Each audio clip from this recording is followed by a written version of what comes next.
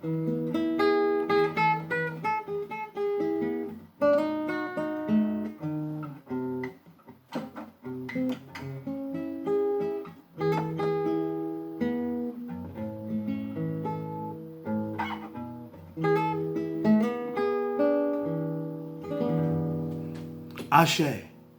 and grand rising again to you all, my beautiful people. Yes, my highly enriched melanin people, you the Earth's original and organic humans, aka my fellow Africans. It is I, the Mystic Philosopher. And yes, I'm back with you another time.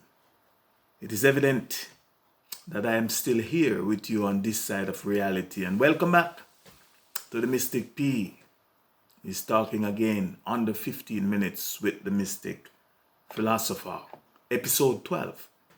Now the question today for today's talk is it the mind that is ill, or is it the brain in which there is or there might be a problem? Bearing in mind we are still on the subject of this thing called stress on the mind. Now in episode 10, I think I told you what I think, or more correctly, what I thought the thing called mind is, and by extension what I thought the thing called my mind was and is telling me to tell you that it is.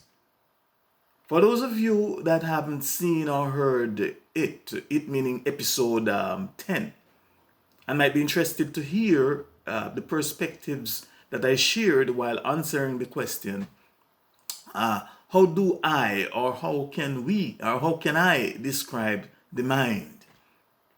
I will suggest that you please go back and listen to episode 10.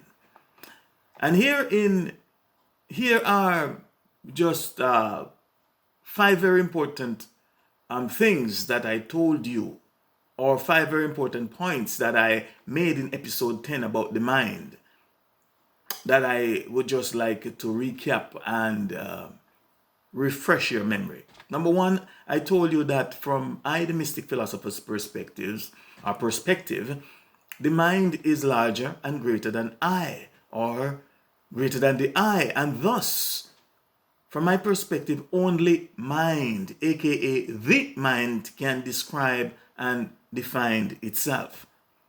And in order to add emphasis to some of my points, I also quoted the Kabbalion and told you that the all is mind and that the universe is mental. Again, we'll have a lot more to say on that in a later episode. Now I must, and I will also admit that this is a very deep and profound statement that the average human, let alone humankind that might be listening, will not get it, let alone understand and overstand what I've just said. The mind is all and the universe is mental. So I suggest that if you find that it may conflict, or that it conflicts with any of your beliefs, or that it is causing too much stress on your brain, please leave it alone and just let it be. This quote also answers 2 very important questions that I did not ask or mentioned in episode 10. And they are: 1, how do I know that I exist? Ask yourself that question too. And 2, where do I exist? But these questions I will certainly address at another time. But in the meantime and between time, I ask that if you already know the answers to those 2 questions, that you please share them with I, the Mystic Philosopher. And if not, just continue to contemplate and meditate upon them. You might even find them to be good for your physical brain or mental exercise. Let's call it mental gymnastics for now. We will be coming back to them later. Number 2, I also told you that from my perspective, all that we can, or all that we may ever know about the mind is what it, or may it, meaning the mind, wants or may intend for us to know, and what it may tell us about itself.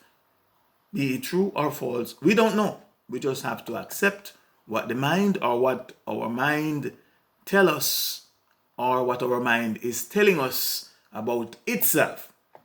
Number 3, I told you that the mind, mind, or that the mind is, or that the mind may be described as the spirit aspect or the metaphysical aspect of who and what we are, as that which is called humans in this dimension.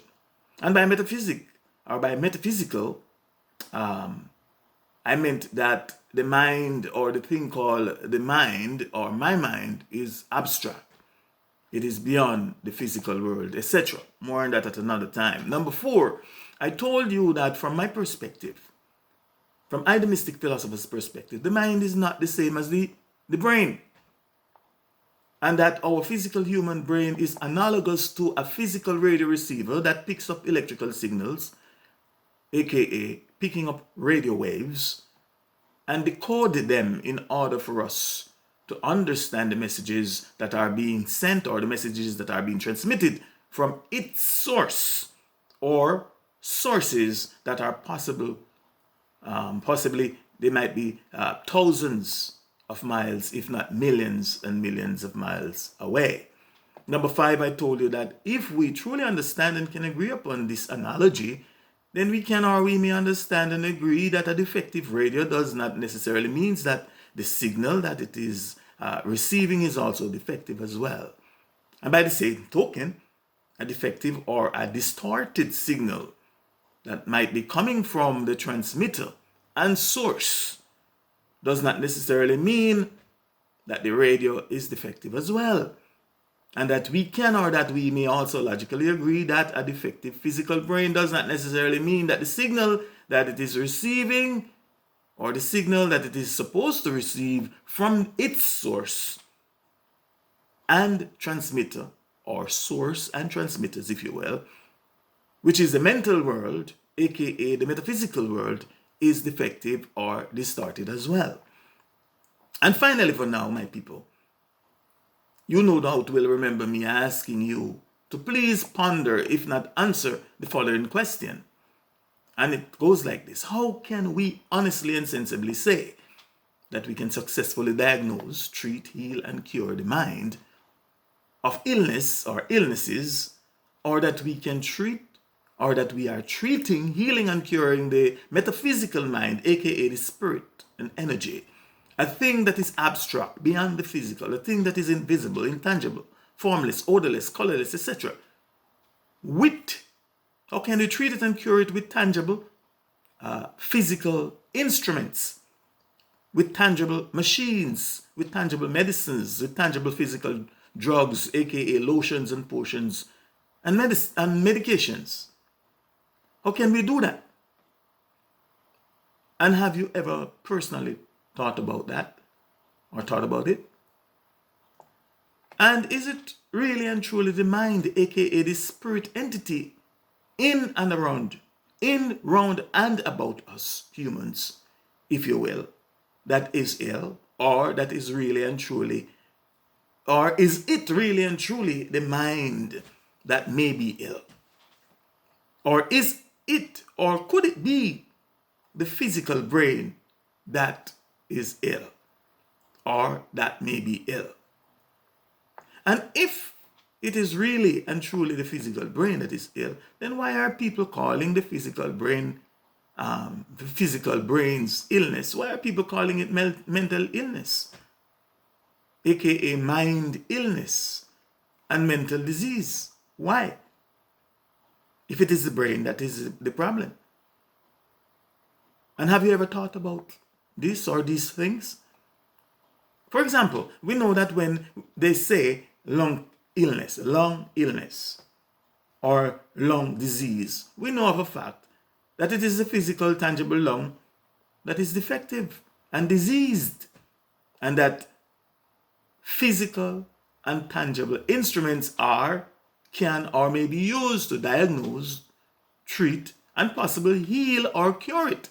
It meaning the physical, tangible lungs. When they say heart illness or heart disease, we know for a fact that it is the physical, tangible heart that is defective and diseased.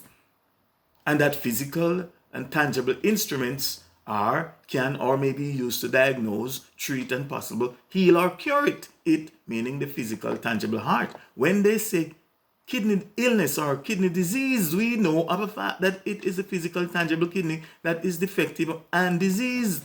And that physical and tangible instruments are, can, or may be used to diagnose, treat, and possible to cure it. It again meaning the physical, tangible kidney.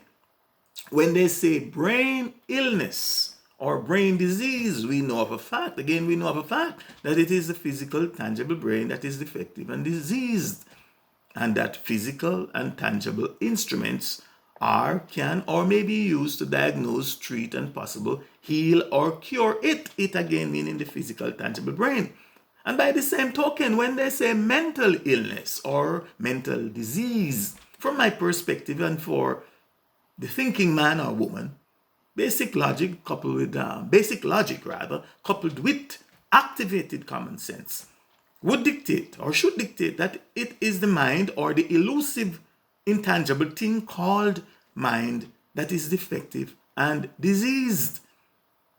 And quite unlike the physical organs, as mentioned before, physical and tangible instruments cannot or may not be effectively used to diagnose, treat, and possibly heal or cure it. And that only mind that can, may, or will diagnose, treat, and possibly cure itself of mind illnesses or of the mind's illnesses or mind's diseases, aka mental illness and mental diseases, as we think that we know it or know them. These are just some of I, the Mystic Philosopher's perspective and food for thought that I hereby ask you to ponder and also share with you. And also when you ponder them, please share with me your answers and perspectives on them. I look forward to hearing from you. Please join me if or when next I am talking again, possibly in episode 13, where and when I will be picking up from where I am now leaving off, right here, talking and focusing on stress on the mind, or more correctly, the impact that this thing called stress has on the thing that we call the mind. We will be examining that, whether it is so or not. I'm just building up to something, so stay tuned. Much more is coming soon, and your participation and your questions are also appreciated and welcome. In the meantime and between time, please remember, my people, yesterday is history. It too is dead and gone. No more to come back. Tomorrow is a mystery. It too may never come. But today is a gift, which is why we called it the present day. And so I hereby implore you, I'm hereby imploring you to please live for today. By live, I mean claim your natural birthright and full joy, or if you prefer, enjoy today and hope for tomorrow. Again, I thank you for your time and for listening. And please stay tuned. I am the Mystic Philosopher. Ashe. Ashe. Ashe. Ashe Ayase.